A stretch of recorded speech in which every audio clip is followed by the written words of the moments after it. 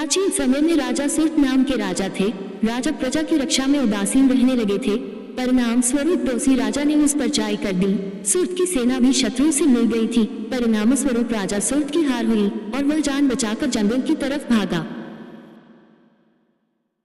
उसी वन में समाधि नाम का एक बनिया अपनी स्त्री एवं संतान के दुर्व्यवहार के कारण निवास करता था। उसी वन में बनिया समाधि और राजा सूत की भेंट हुई। दोनों का परस्पर परिचय हुआ। वे दोनों घूमते हुए महर्षि मेघा के आश्रम में पहुंचे। महर्षि मेघा ने उन दोनों के आने का कारण पूछा तो वे दोनों बोले कि हम अपने सगे संबंधियों द्वारा अपमानित एवं तिरस्कृत होने पर भी हमारे हृदय में उनका मुंह बना हुआ है। इसका कारण क्या है? महर्षि मेघा ने उन्हें समझाया कि मन शक्ति के अधीन होता है और आदि शक्ति की अविद्या और विद्या दो रूप है। विद्या ज्ञान स्वरूप है और अविद्या अज्ञान स्वरूप। जो व्यक्ति अविद्या अज्ञान के आदिकरण रूप में उपासना करते हैं उन्हें वे विद्या स्वरूपा प्राप्त होकर मोक्ष प्रदान करती है।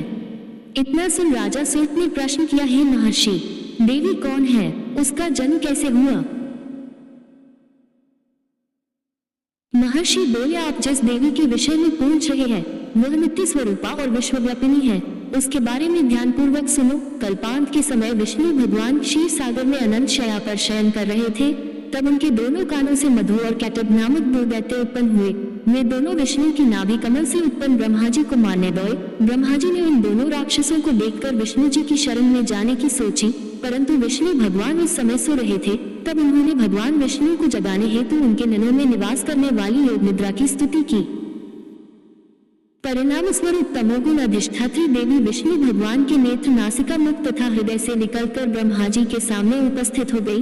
योग निद्रा के निकलते ही विष्णु भगवान उठकर बैठ गए। भगवान विष्णु और उन राक्षसों में 5000 साल तक युद्ध चलता रहा। अंत में मधु और कैटब दोनों राक्षस मारे गए। ऋषि बोले, अब ब्रह्मा जी की स्तुति से उत्पन्न महामाया देवी की वीरता तथा प्रभाव का वर्णन करता हूँ, उसे ध्यानपूर्वक सुनो। एक समय देवताओं के स्वामी इंद्र तथा दैत्यों के स्वामी महिषासुर में सैकड़ों वर्षों तक घनघोर संग्राम हुआ।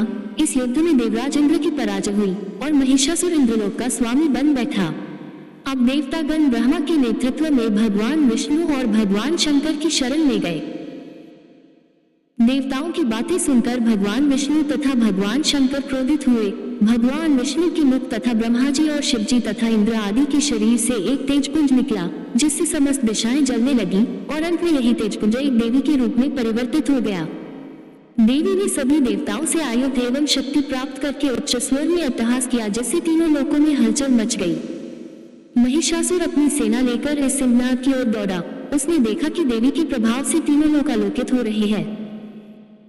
महिषासुर की देवी के सामने एक भी चाल सफल नहीं हुई और वह देवी के हाथों मारा गया। आगे चलकर यही देवी शुंभ और निशुंभ राक्षसों का वध करने के लिए गौरी देवी के रूप में अवतरित हुई। इन उपरोक्त व्याख्यानों को सुनाकर मेघा ऋषि ने राजा सूत तथा बनिया से देवी स्तवन की विधिवत व्याख्या की। राजा और वणिक नदी पर जाकर देवी की तपस्या करने लगे। 3 वर्ष तक घोर तपस्या करने के बाद देवी ने प्रकट होकर उन्हें आशीर्वाद दिया। इससे वणिक संसार के मोह से मुक्त होकर आत्मचिंतन में लग गया।